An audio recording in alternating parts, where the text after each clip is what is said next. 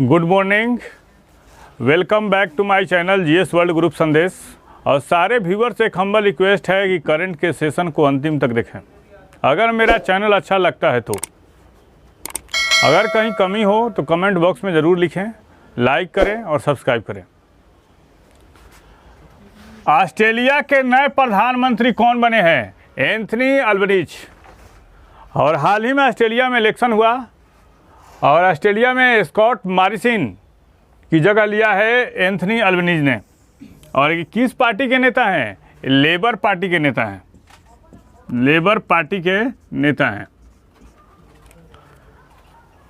और हाल ही में जो नए नए राष्ट्राध्यक्ष बने हैं अपने अपने देशों का, उसके बारे में देख लेते हैं। जो नव नियुक्त प्रधानमंत्री बने हैं, राष्ट्रपति बने हैं, तो रानिल विक्रमसिंघे बने हैं कहाँ के? श्रीलंका के।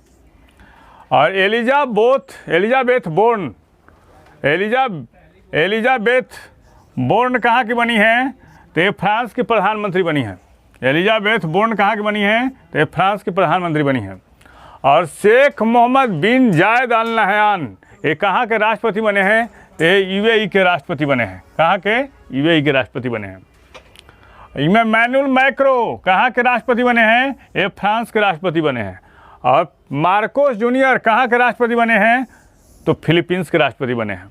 अब हम लोग ऑस्ट्रेलिया के बारे में देख लेते हैं। सीडीपीओ में एक क्वेश्चन आया था कि मरे और डार्लिंग नदियाँ किस देश में बहती हैं? मरे और डार्लिंग तो ये कहाँ बहती हैं? ऑस्ट्रेलिया में। और ऑस्ट्रेलिया में एक मूंगे की चट्टान है जिसको ग्रेट बैरियर रीफ कहा जाता है। क्या कहता है? उसको ग्रेट बैरियर रीफ कहा जाता है। मूंगे की चट्टान है great barrier reef. Great barrier reef. और ये ऑस्ट्रेलिया के किस भाग में है? ये ऑस्ट्रेलिया के उत्तरी पूर्वी भाग में है। कहाँ है? उत्तरी पूर्वी भाग में है। और यहाँ की ऑस्ट्रेलिया की एयरलाइंस कौन सी है? तो ऑस्ट्रेलिया की एयरलाइंस है क्वांटास।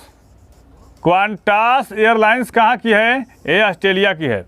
और ऑस्ट्रेलिया के प्रमुख शहर कौन कौन से हैं? तो ऑस्ट्रेलिया के प्रमुख शहर हैं Sydney, Melbourne, Perth.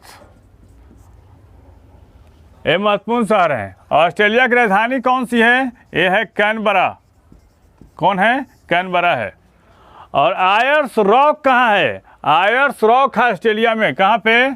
Ayers Rock. Ayers Rock कहाँ है? ये है ऑस्ट्रेलिया में। आयर्स रॉक कहाँ है? ऑस्ट्रेलिया में है। और ऑस्ट्रेलिया की संसद क्या कहता है? पार्लियामेंट कहा जाता है। क्या कहता है? पार्लियामेंट कहा जाता है। और यहाँ पे किस महासागर की सीमा लगती है ऑस्ट्रेलिया? तो ये प्रशांत पैसिफिक का सीमा लगता है। यहाँ पे पैसिफिक ओशियन का यहाँ पे सीमा लगता है। हाल ही में राष्ट्रीय आतंकवाद विरोधी दिवस कब मनाया गया? हाल ही में राष्ट्रीय आतंकवाद विरोधी दिवस मनाया गया 21 मई को। और 21 मई को क्या? राजीव गांधी की पुण्यतिथि भी है।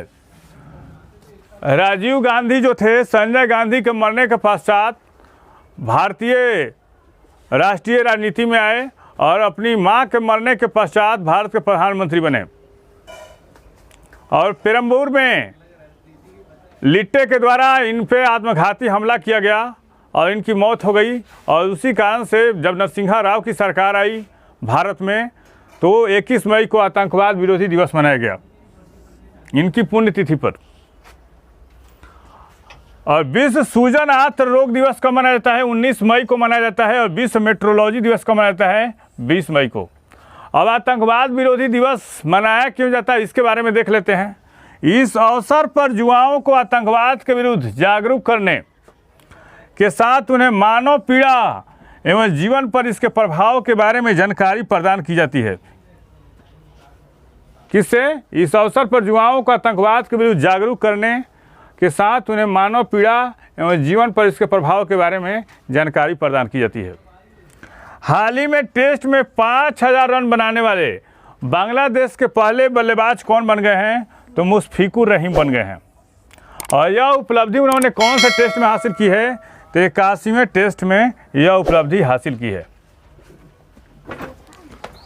विश्व आर्थिक मंच की बैठक में भारतीय प्रतिनिधिमंडल का नेतृत्व कौन कर रहे हैं? पीयूष गोयल। ये कौन है? वाणिज्य एवं उद्योग मंत्री, भारत सरकार।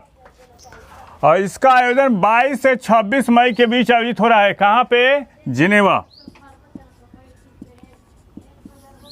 और विश्व आर्थिक मंच का गठन कब किया गया था? 1971 में। और इसके संस्थापक कौन थे? Class Schwab.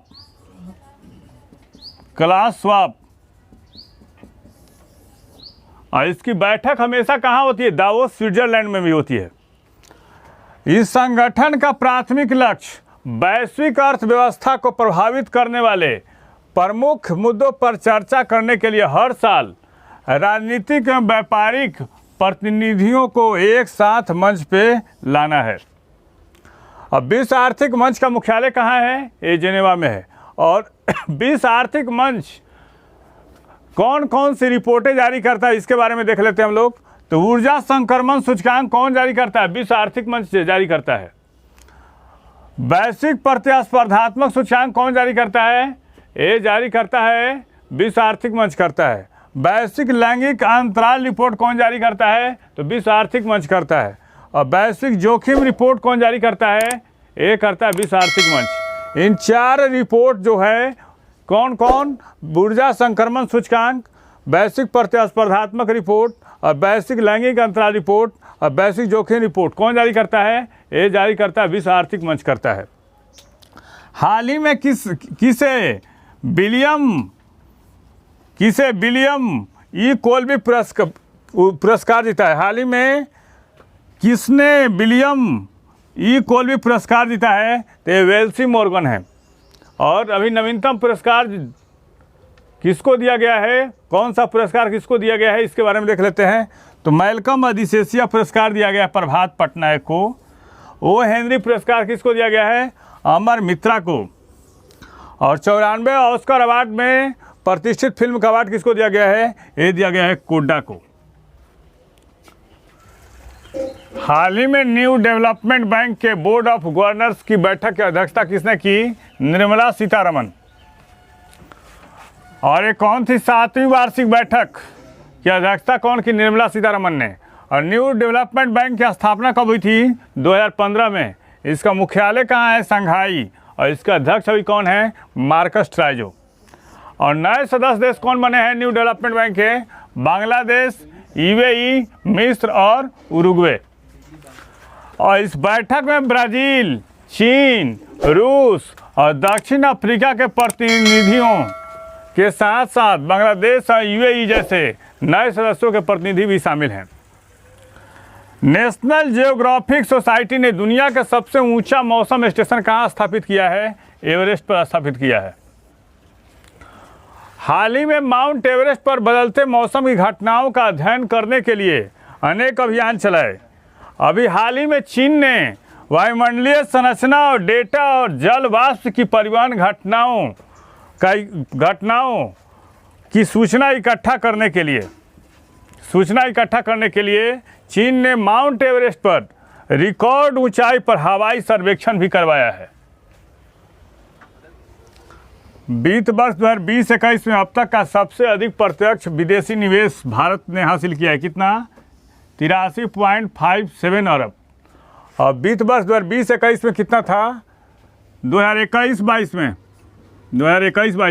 अब वित्त वर्ष 2020-21 में कितना रहा? 81.97 अरब। 2021-22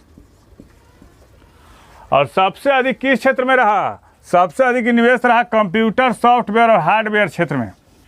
और कंप्यूटर सॉफ्टवेयर और हार्डवेयर क्षेत्र में सबसे अधिक निवेश किस राज्य में रहा? तो पहले स्थान पर कर्नाटक रहा, दूसरा दिल्ली और तीसरा महाराष्ट्र। और दूसरा कौन ऐसा क्षेत्र रहा जहाँ सर्वाधिक निवेश रहा? ये रहा सर्विस सेक्टर में। और भारत में निवेश करने वाले शीर्ष राष्ट्र कौन कौन से हैं? तो पहले स्थान पर सिंगापुर, दूसरा स्थान पर अमेरिका और तीसरा स्थान पर कौन है? मॉरिशस है। भारत के किस शतरंज खिलाड़ी ने वर्ल्ड चैंपियन मैग्नस कार्लसन को 1 साल के भीतर दूसरी बार हराया? यह है आर प्रज्ञानंद। कौन? आर प्रज्ञानंद है। 2022 में आयोजित होने वाले एशिया कप टूर्नामेंट की मेजबानी कौन सा देश करेगा? यह है पाकिस्तान। कौन सा देश करेगा? पाकिस्तान। और पाकिस्तान का सबसे बड़ा शहर कौन सा है? कराची है। और अभी CDPO में पूछा था कि कौन ऐसा शहर है जो भारत और पाकिस्तान दोनों में है, तो वो है हैदराबाद। पाकिस्तान में भी हैदराबाद है और भारत में भी हैदराबाद है, दोनों है। और पाकिस्तान के किस शहर को पहले लायलपुर कहा जाता था और अब क्या कहता है? उसको फैसलाबाद कहा जाता है। और पाकिस्तान की संसद का क्या नाम है? National assembly. और पाकिस्तान में बहने वाली नदियाँ कौन कौन सी हैं? तो सिंधु सबसे महत्वपूर्ण नदी है, उसके बाद रावी है, चिनाब है, खुर्रम है और काबुल प्रमुख नदियां हैं। और पाकिस्तान की खुफिया एजेंसी का नाम है ISI। और पाकिस्तान के राष्ट्रपति कौन है? आरिफ अलवी। और पाकिस्तान के विदेश मंत्री कौन है? बिलावल जरदारी भुट्टो। और पाकिस्तान के PM कौन है? शहबाज शरीफ। स्मार्ट सिटी मिशन रैंकिंग में देश का शीर्ष राज्य कौन सा रहा? तो पहले स्थान पे है झारखंड, दूसरे स्थान पे है राजस्थान और तीसरे स्थान पे कौन है? आंध्र प्रदेश। और शहरों की सूची में पहले स्थान पे कौन है? भोपाल। और 7वां स्थान किसका है? शिलांग का है। इस चैनल के माध्यम से सही विषयों का तथ्यपरक विश्लेषण किया जा रहा है। आप इस चैनल से जुड़िए, लाइक कीजिए, सब्सक्राइब कीजिए। Thank you.